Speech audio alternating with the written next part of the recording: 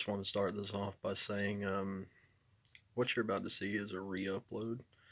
It's a video that I uploaded yesterday, and I kind of needed to address something that I didn't really address. In this video, I'm not criticizing anybody as far as the way that they live, or the way that they think, or what they believe in. What I am criticizing is people not sticking to it when it comes time for a paycheck, when they'll turn on everything that they've ever said for a paycheck. You live your life how you want to live it, but be real. Don't be fake. Love you guys.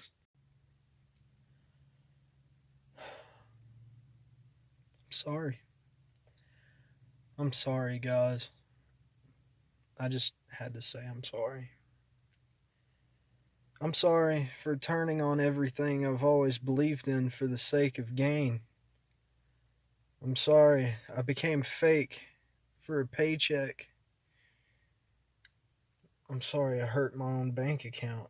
Hurt you guys. Hurt you guys. Hurt the black people that all of them said they really don't care. But that's beside the point. I'm sorry. I'm so sorry for that video. Rebel flags.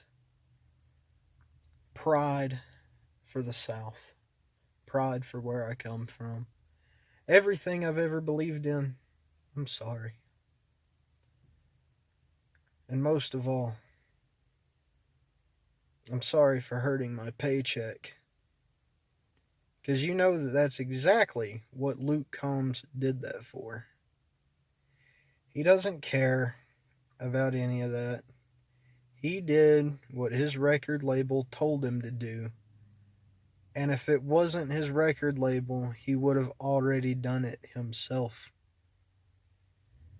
We all know that ever since the incident with Morgan Wallen, stuff like this is starting to happen. People having to apologize for things that don't need to be apologized for. Even down to Morgan Wallen, man. I love Morgan Wallen. His music is amazing. And I love a lot of Luke Combs' music. But really? Come on, man. Especially Luke Combs. Now, I can understand Morgan Wallen. I get it. I do. I don't agree with that word myself. But that's beside the point. We're not talking about Morgan Wallen right now. What we are talking about is somebody that is so soft. And no, that's not a fat joke. We're talking about somebody that is so soft that as soon as his record label told him, oh, you need to go and apologize. You need to go and apologize to people for a video that was made and uploaded 5 years ago. 5 years, guys. Why? Why apologize now? If you go back, and I'm telling you, do this right now if you don't believe me. Because obviously everyone's going to have haters regardless. But go back to Ryan Upchurch, Can I Get an Outlaw? The song that really got Luke Combs noticed. Go look at that song. The one that he apologized for. The video that he apologized for. And take a look at the like to dislike ratio. Nobody cared. Nobody cared. I've watched countless, and I mean countless, reactions to that video. And not, well, I won't say not one, but very, very, very few people. And actually by that I mean 2 that I actually saw. Out of the multiple hands full of reactions that I've watched to this video. Okay? Nobody cared. Do you know why nobody cared? Because everybody knows that Ryan Upchurch is not racist. That's why no one cared when he made a video, when he makes any video with a rebel flag in it. This is probably a touchy subject, okay? But I feel everyone should be able to believe whatever they want to believe, okay? But I also feel that until your actions show racism, you shouldn't be labeled as a racist. Because you ever sit back and think about how that makes you look when you're sitting there saying, oh, he's a racist because of this and that? When in reality, it's nothing. It's just something that you want to sit there and either get clout off of or something to stir the pot. Because all of y'all that want to sit there and be like that, y'all don't want peace. Y'all don't want peace. Otherwise, you wouldn't worry about it. Do you know how I know that y'all don't want peace? The way that I know is because, for one, you're making somebody like Luke Combs come out and do that. See, I don't put the blame solely on Luke Combs. I do, in a way, because he should have stood up right there and said, no, I'm not going to. You know why I say that? Because the song, Can I Get an Outlaw? That was your song first, dude. You did that song before you met Ryan. There's another version out there, guys. There's a lot of people that probably don't even know that. But there is actually a solo version of Can I Get an Outlaw? And what's funny to me, it's hilarious actually, is that everything in that song that you sang before you and Ryan did the remix of it. Everything that you stood against in that song is exactly what you were turning into. I know that me not listening to your music doesn't do anything, and I'm not saying that. Do I still like Luke Combs' music? Of course. Luke Combs has great music. I'm not going to sit here and be one of those kind of people that are like, oh, I disagree with this one thing, so I'm just going to hate you forever. It's not like that. It's the same with Morgan Wallen. I still love Morgan Wallen's music. I probably always will.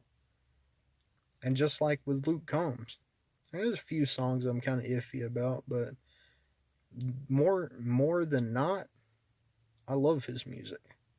And I still do. But when it comes down, don't sit there and sing about something that you are not. You're not an outlaw, dude. Whenever you can sit there and be like, oh, can I get an outlaw? Yeah, we got one, and his name is Ryan Upchurch. Because he did everything that you should have done. It's crazy, man. You go back to the old days, Willie Whalen, Merle Haggard, Johnny Cash, Hank Jr., Hank Sr., even Hank 3. Those are outlaws. Those are guys that did not care. Either you liked them or you don't. It's the way people should be. It's just my opinion. You can like it or not. It doesn't matter to me. That's the problem, man. Everybody wants to fit in. I don't care about fitting in. I mean, to be honest with you, as far as any of the stuff that's going on, does it bother me? No. I don't care. I could care less. But it's stuff that needs to be talked about because it is so ridiculous. How are you going to sit there and sing a song called Can I Get an Outlaw? And then as soon as pressure gets up under you, you cave. You do everything that somebody else tells you to do, all for the sake of your wallet. When you've probably already got more money than you know what to do with. Man, I'm going to get out of here. Yeah, that's about all I got to say on the subject. But, it's ridiculous, dude. You know, the way that people are now, soft, cancel culture, all that.